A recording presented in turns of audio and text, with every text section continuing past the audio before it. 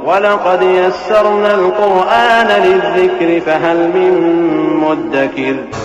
اور ہم نے قرآن کو سمجھنے کے لیے آسان کر دیا ہے، تو کوئی ہے کہ سوچے سمجھے؟ السلام علیکم ورحمۃ اللہ وبرکاتہ۔ عزیز طلباء، آج ہمارا موضوع ہے اللہ کی کتابوں پر ایمان۔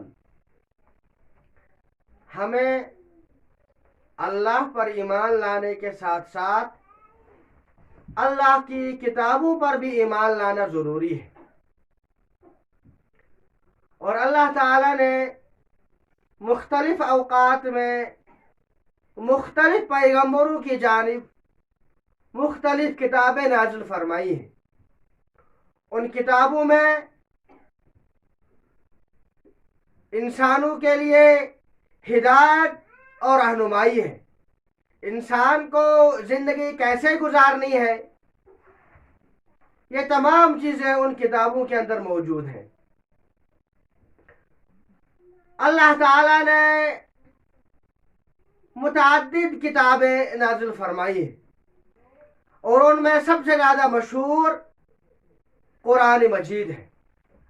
اس کے علاوہ اللہ تعالیٰ نے حضرت عیسیٰ علیہ السلام پر انجیل، اور حضرت داؤد علیہ السلام پر زبور، اور حضرت موسیٰ علیہ السلام پر تورات نازل فرمائی ہے۔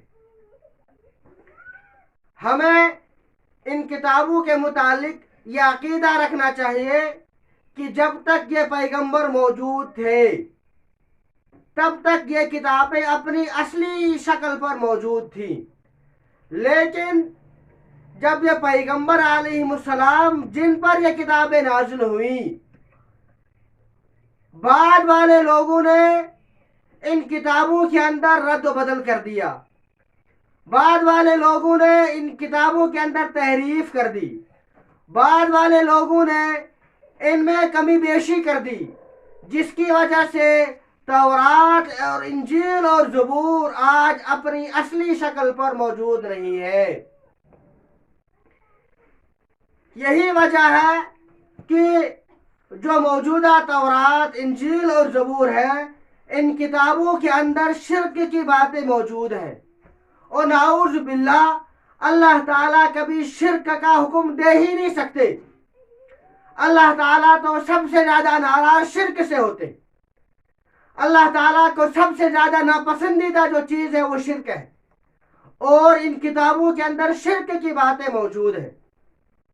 اس سے صاف ظاہر ہوتا ہے کہ بعد والے لوگوں نے ان کتابوں کے اندر اپنی مرضی کے مطابق کمی بیشی کر دی ہے، حتیٰ کہ ان کتابوں کے اندر یہ بات بھی موجود ہے کہ حضرت عیسیٰ علیہ السلام 3 خداؤں میں سے ایک خدا ہے، اور اللہ تعالیٰ اس بات کا حکم دے ہی نہیں سکتے، اللہ تعالیٰ شرک کا حکم دے ہی نہیں سکتے۔ اللہ تعالیٰ تو سب سے زیادہ شرک کو ناپسند کرتے ہیں۔ جب ان کتابوں کے اندر اس طرح کی باتیں موجود ہے، اس سے صاف ظاہر ہوتا ہے بعد والے لوگوں نے ان کتابوں کے اندر کمی بیشی کر دی ہے اور اپنے طرف سے اضافے کر دیے۔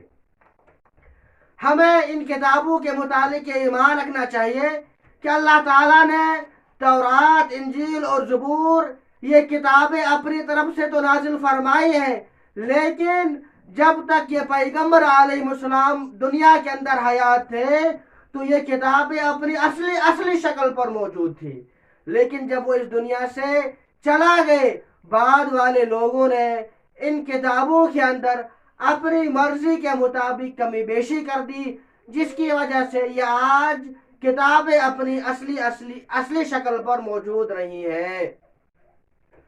والسلام علیکم ورحمۃ اللہ۔